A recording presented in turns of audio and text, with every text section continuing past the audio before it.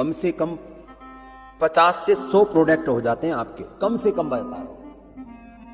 अब जैसे अणु तेल हर घर में होना ही चाहिए। सामान्य रूप से बच्चों को कफ कोल्ड होता रहता है तो श्वासर या ब्रोंकोम घर में होना ही चाहिए। सामान्य रूप से किसी को भी एसिडिटी आदि होती रहती तो इनो क्यों रखते हो घर में?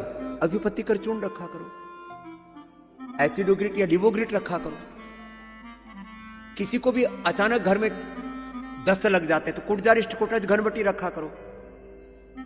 किसी को भी कॉन्स्टिपेशन है तो अलग अलग प्रकार के एलोपैथी के लग्जेटिव्स लेते रहते हो। अरे त्रिफला चूर्ण, शुद्धि चूर्ण रखा करो। हर घर में आंवला एलोवेरा तो होना ही चाहिए, हर घर में हनी तो होना ही चाहिए, हर घर में च्यवनप्राश होना ही चाहिए, हर घर में शिलाजीत। कभी थोड़ा सा कमजोरी से लगी, शिलाजीत लिक्विड, शिलाजीत की गोली, अश्वशिला, और अब तो स्वर्ण शिलाजीत। इतनी अच्छी अच्छी चीजें हमने आपको दी। हर घर में छोटे बच्चों के लिए कफ कोल्ड होता रहता है। इम्यूनोग्रिट मैंने कहा एक एक बच्चे को एक एक खिला दो, कभी जिंदगी में बीमार नहीं पड़ेगा। शिला तुलसी दे दो, साल में 1-2 महीना अपने बच्चों को ये दे दिया करो। अब जैसे हमने अपने पतंजलि गुरुकुलम आचार्य कुलम के बच्चों को मैंने 20-25 किलो, डब्बी में नहीं पूरा किलो के हिसाब से मंगवा करके दे देते अपने, क्योंकि बच्चे 1-1 हजार बच्चे हैं ना, तो उनको 2-2 गोली खिला देते हैं। बच्चों को सर्दी जुकाम कफ कोल्ड उल्टी दस्त कुछ नहीं होता। और यहाँ कभी चुन्नू मुन्नू को बीपी, कभी उल्टी लग रही है, कभी दस्त लग रहा है, कभी पेट में दर्द हो रहा है, कभी सर्दी हो रहा है, कभी जुकाम हो रहा है, कभी बुखार हो रहा है। बच्चों में ताकत है ही नहीं। थोड़ा सा धूप में बच्चे निकल गए तो धूप लग गई, थोड़ी सर्दी में लग गई तो सर्दी लग गई। सबको इम्यूनोग्रिट खाना चाहिए। हमारे बच्चे 100% स्वस्थ रहते हैं, 100%। कभी अपवाद रूप में किसी को छोटा मोटा हो जाए तो अलग बात है, वो माँ बाप की कमी के कारण से होता है, क्योंकि कुछ चीजें जेनेटिक रूप से ढोते रहते हैं, उससे भी उनको बाहर निकाल देते हैं। ये सारी चीजें, ये सारे प्रोडक्ट खाने पीने से लेकर के औषधियों तक, ये सारी खाने पीने की चीजें कोई प्रदर्शन के लिए थोड़ी रखी हुई है।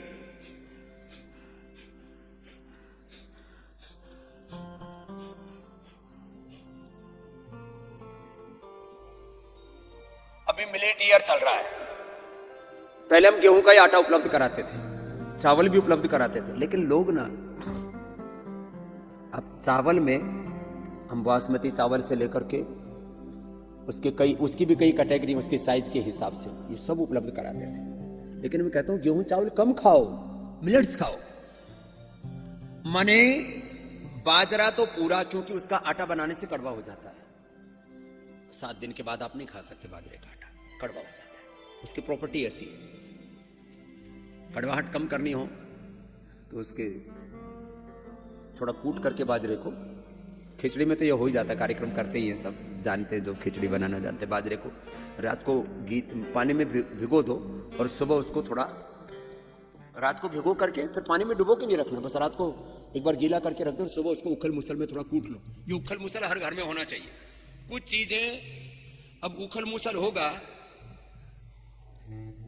तो उसमें आप बाजरे का आटा लेकर के, बाजरे साबुत बाजरा लेके उसकी खिचड़ी बना सकते हो। कुछ चीजें खरल,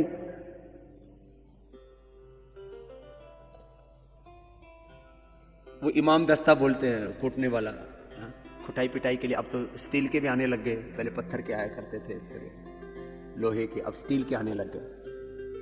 खरल, ये छोटी छोटी चीजें घर में रखा करो।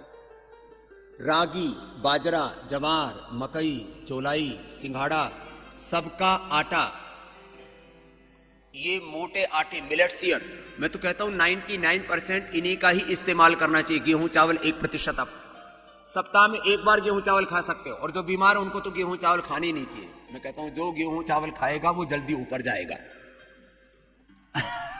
लेकिन फिर भी इसी पर ही हमने सोटा घुमा रखा, यही खाए जा रहे हैं।